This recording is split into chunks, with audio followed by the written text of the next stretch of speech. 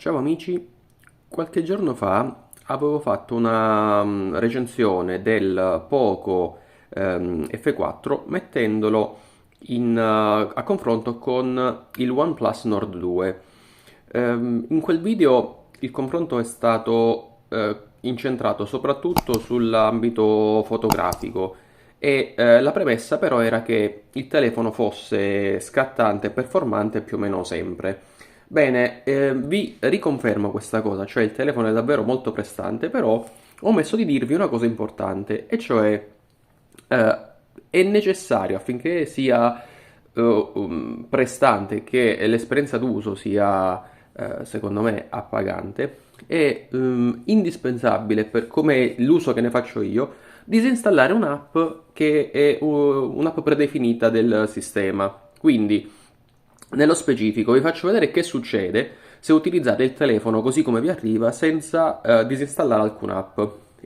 Vi- il problema che rilevo è quando vado nella posta, ad esempio, e diciamo è questo lo scenario che più mi dava noie, e provo ad aprire un file PDF.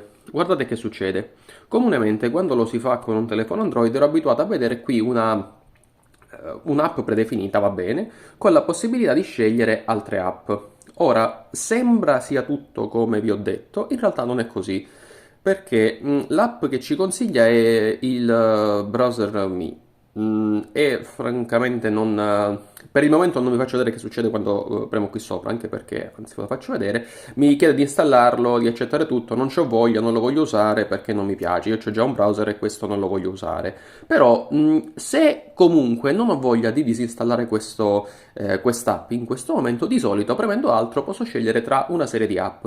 Guardate che succede in questo caso, premo altro, ha aperto un'app a caso, ha scelto un'app a caso per aprire il mio PDF. Riproviamoci, altro, ha scelto un'altra app ancora per aprire il mio PDF, fa tutto in autonomia. Riprovo di nuovo, un'altra app ancora. Come vedete, si ha poco controllo in questo menu, e questo è un problema che diciamo, fissato, da maniaco del controllo, mi dà piuttosto fastidio. Quindi voglio avere anche in questo caso il controllo delle app che posso utilizzare per aprire i file PDF, e banalmente questo problema si risolve disinstallando il Mi Browser. Quindi andiamo qui, Mi Browser, vedete io ce l'ho installato, quindi lo vado a scegliere. Sì, forse ci riesco, magari lo faccio da qui.